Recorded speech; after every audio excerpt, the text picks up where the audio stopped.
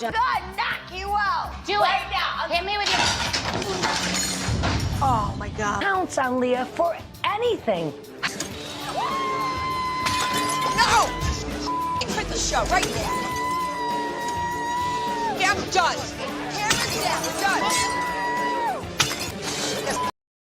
Sonja Morgan, once celebrated as a glamorous New York socialite, is no longer remembered just for champagne toasts and witty one-liners. In that house, you don't touch those letters.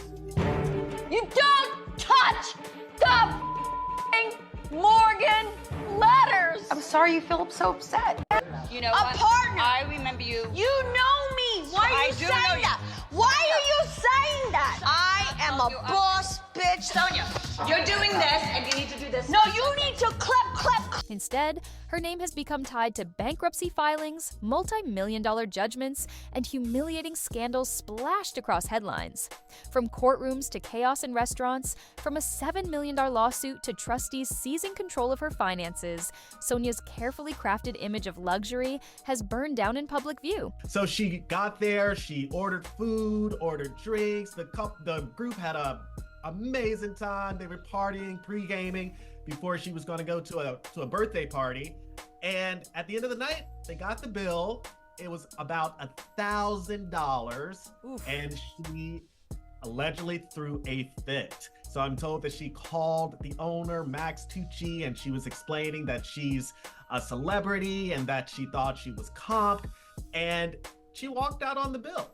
In this story, we'll uncover the dark side behind the sparkle, the financial collapses that stripped her wealth, the public incidents that shredded her reputation, and the lingering question, was she a victim of bad deals and exploitation, or the architect of her own downfall?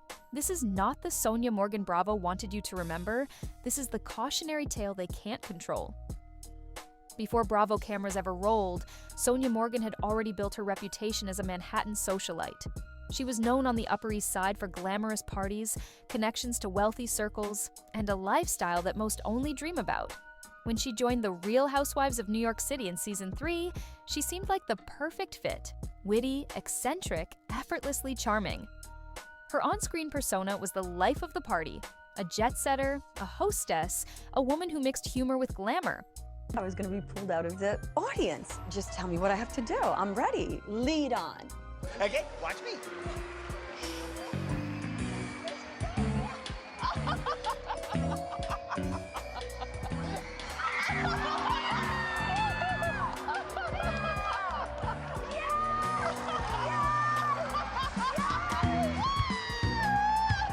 I love making people laugh.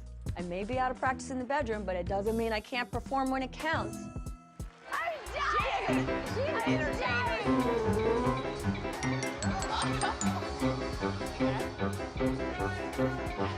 No, don't. She'll do it. Throw it in his face. Throw it in his face. But while viewers laughed at her quirky one-liners and over-the-top antics, a darker reality was lurking beneath the surface. That expensive image, the champagne, the designer gowns, the townhouse dinners, wasn't as secure as it looked. Behind the sparkle was a woman walking on thin financial ice, one bad investment away from collapse. The truth is, Sonja Morgan wasn't just selling a lifestyle, she was also masking growing financial exposure, risky business ventures, and decisions that would eventually destroy her fortune. Real Housewives of New York, Sonja Morgan, has filed for Chapter 7 bankruptcy today, and her debts are twice that of Teresa Giudice. She is in the third season of Bravo's The Real Housewives of New York, and she listed debts totaling $19.8 million in her bankruptcy petition. She stated, quote, "The decision to seek bankruptcy relief was not an easy one, but unfortunately, I am at a crossroads in my life." In 2010, the glamorous facade crumbled. Sonja Morgan filed for Chapter 11 bankruptcy protection. What the world saw as a woman living in luxury was suddenly exposed in cold legal documents, millions of dollars in debt, creditors lining up, and a reality star forced into financial reorganization. In Sonja's case, the filing revealed staggering liabilities. One of the biggest blows came from a disastrous movie deal gone wrong, a business venture that collapsed, leaving her personally responsible for millions. Creditors alleged unpaid loans, broken contracts, and years of mismanagement. The numbers were shocking. Reports placed her total debts at over $19 million, with one judgment alone tied to that failed film project, hitting her for $7 million. For a Bravo star whose image was built on wealth, the bankruptcy was humiliating proof that all that glitz was borrowed shine. The single biggest blow to Sonja Morgan's financial life came from a Hollywood deal gone horribly wrong. The case centered on Hannibal Pictures, a film financing company. Years earlier, Sonja had been involved in a planned movie project, a flashy venture she believed would pay off big, but the financing collapsed. Hannibal Pictures claimed Sonja had entered into binding agreements and then failed to deliver on her obligations. The lawsuit dragged through the courts, and in the end, the judgment was devastating. Over $7 million owed. For a Bravo personality who made her name flashing wealth, that judgment was a brutal reality check. Overnight, she wasn't just a fun socialite on television. She was a debtor with millions in legal obligations, her professional credibility shredded. Sonja Morgan's case took a darker turn. The court appointed a trustee to take over her bankruptcy estate. Sonja was stripped of control. A court-appointed overseer now managed her assets, her debts, and her future. Vendors who said they were stiffed by Sonja's unpaid bills came forward.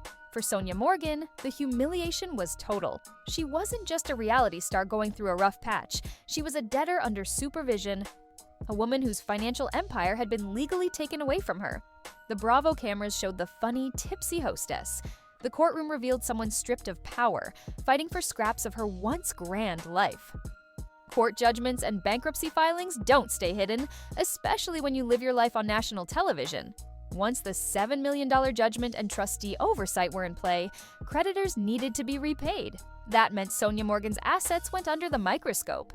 Over the years, Sonja was forced to list and sell properties, sometimes at steep discounts.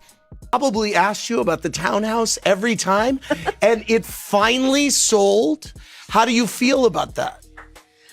It's such a Relief. I need to hold her hand. Okay. She's lived the pain and the post-traumatic stress with me. Every time I would list it, I would rent it because I have to pay the bills every month.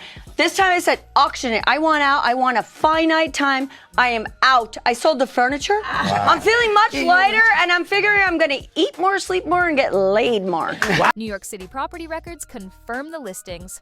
While press outlets amplified the spectacle, Roni star forced to sell mansion. Fire sale of socialites' assets. The optics were brutal. The Bravo fan base had been sold an image of endless wealth, luxury homes, designer fashion, constant parties. Suddenly, that glamour was being dismantled piece by piece in the public eye. If the bankruptcy painted Sonja Morgan as financially reckless, the public incidents of 2024 and 2025 painted her as personally unstable.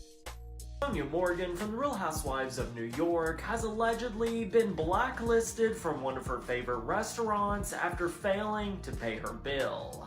Page 6 said that the former reality star caused quite a scene at NoHo hotspot Tucci on Saturday after the restaurant refused to comp her bill. They claim that she called the owner, Max Tucci, after being handed a $1,000 check, demanding a comp because, among other things, she's a single mother. Multiple outlets reported on an alleged dispute at a New York restaurant where Sonja was accused of walking out on a bill. Venue staff claimed she left without settling the tab, sparking headlines like "Housewife dines and dashes." Sonja pushed back, saying it was a misunderstanding, but the damage was done. The glamorous hostess had been recast as a socialite in disgrace, making excuses while venues called her out. Months later, reports emerged of an ambulance call tied to Sonja at a prominent event venue. Accounts varied. Some framed it as a trespassing dispute, others as a scene that ended with emergency responders arriving. Regardless of the details, the optics were devastating. Another headline, another chaotic scene. By late 2024, stories surfaced of Sonja being denied entry or banned outright from certain upscale establishments. When a socialite can no longer circulate in the circles she once ruled, it signals a collapse not just of image, but of status itself. The Bravo cameras used to show Sonja stumbling out of parties as comic relief. But in 2024 and 2025, those stumbles became police notes, ambulance runs, and restaurant disputes. Documented, undeniable, and deeply destructive to her reputation. Sonja Morgan's business track record wasn't about one bad deal. It was a pattern. From movie financing to hospitality ventures, her projects were high-risk, high-prestige plays that often collapsed under debt. She borrowed big, bet on glamour, and when revenues failed, lawsuits and creditors followed. Defenders blame shady partners and industry chaos, but court records show a cycle: flashy launches, fast losses, and mounting liabilities. For Sonja, fame amplified the wins, but couldn't hide the busts when they came. Now the murky part: the rumor mill. Once a public fall starts, gossip moves faster than court papers. For Sonja Morgan, the internet filled in every blank. Sites and fan forums spun stories about money laundering, secret indictments, explosive affairs, and dramatic backstage meltdowns. Blind items and Reddit threads repeated anonymous tips as if they were facts. Why are these stories dangerous? Because they reshape reputations without accountability. A rumor can follow a person for years. It can cost deals, alienate allies, and make legal recovery harder, even if it's never proven. Sonja Morgan's public saga contains real, documented failures. It also contains a lot of unverified chatter. Distinguishing between the two is how you know what actually happened and what's just tabloid fiction. When the headlines around Sonja Morgan turned from fabulous socialite to bankruptcy debtor, the market reacted. Event planners quietly stopped booking her. Venues that once welcomed her presence began pulling back. A few restaurants even banned her after publicized incidents. This wasn't speculation. It was confirmed by managers and reported in local outlets. Sponsors, too, disappeared. Reality stars live off branded partnerships, alcohol lines, clothing collaborations, personal appearances. But controversy turns brands cold. No sponsor wants their logo attached to lawsuits, bankruptcy judgments, or viral clips of chaos. The fallout was financial and reputational. Guest appearances dried up. Speaking engagements slowed. Bravo still gave her airtime for a while, but outside the show, doors closed. And this is the bigger point. Fame can make you money only if it's stable. Sonja's instability, in court, in public, even in restaurants, poisoned her market value. A brand that was once quirky and glamorous became associated with unpredictability, debt, and scandal. The result? Fewer checks, fewer stages, fewer chances to turn fame into income. Beyond lawsuits and headlines, there's a human toll. Bankruptcy hearings are public. Police reports get published. Every mistake becomes a headline, and every headline becomes a meme. For Sonja, that meant living under a constant glare. Public humiliation isn't just career damage, it's personal stress. Friends and family are dragged into stories they didn't sign up for. In interviews, Sonja often laughed things off, making light of chaos, playing the role of comic relief.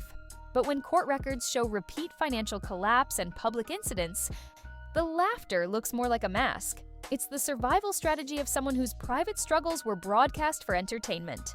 Mental health costs aren't speculation here. They're visible in the way she was covered, ridiculed, and cornered in media narratives. Tabloids don't pause to consider the human being. They amplify the downfall for clicks. The lesson is sobering. Fame magnifies mistakes and makes recovery harder. That doesn't excuse the harm caused by unpaid debts, disrupted venues, or reckless choices. But it does highlight the cost of reality TV stardom, a life where every weakness becomes public property. Sonja Morgan's dark side is not just legal and financial, it's also personal, a collapse of reputation that carried very real emotional and human consequences. Who bears responsibility for Sonja Morgan's downfall? The answer is complicated. On one hand, Sonja made risky business decisions. She entered into film financing ventures with little margin for error, leveraged her assets, and signed contracts that exposed her to multi-million-dollar liability. These were her choices. And the courts made clear she was accountable for unpaid obligations. But there's another side. Partners in the film financing deal accused her of breaching commitments, while defenders argued she was misled or exploited. Bankruptcy trustees and courts intervened not because she was uniquely reckless, but because the system is designed to protect creditors, often at the expense of celebrity debtors. Then there's the network factor. Reality television rewards instability.